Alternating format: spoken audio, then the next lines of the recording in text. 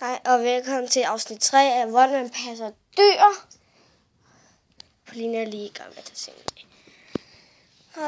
Både Sorte og Nuser, som jeg tror nok I så i første afsnit og andet afsnit, de har så slået sig. Nu kommer der så en historie, som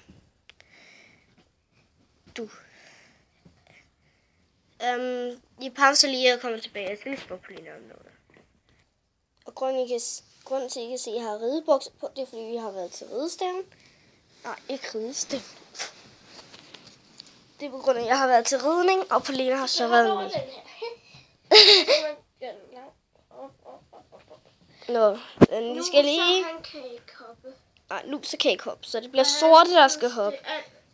Han kan ikke gå. Nej. Og Sorte, han skal så hoppe. Ja. Okay. Tror du godt, du kan med det brækkede ben? Tror du det? Nej, han har ikke brækket det endnu. Pause. Nu! Hop! Wow! Nå, dit ben, hvorfor ligger det her? Og han tager ørerne ned, prøv at se.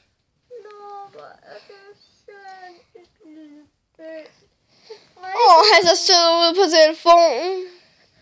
Han har brækket det ene ben. Nå, sødt.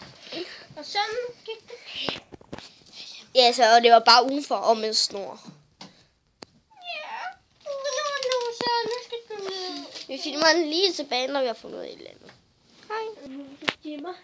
Nu skal I sove. Nu skal de sove. Så jeg skal bare blive liggende her, til jeg er godt. Nej. Kan du holde øje med dem? Ja. Pause. Jeg har sat en pause.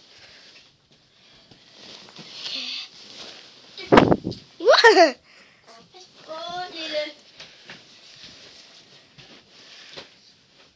Godt. Så ikke? Det er først ned. Det er en dejlig stor seng.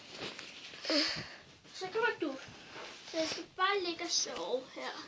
Tæt ind til jer. Og så får I lidt dyne på.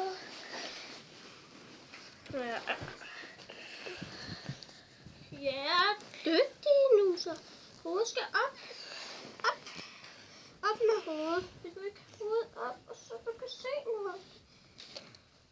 Og det var det, som man kunne passe kaniner og sunde mod dem. Ved for eksempel at putte dem. Og vi ses videre i 4. afsnit. Hej!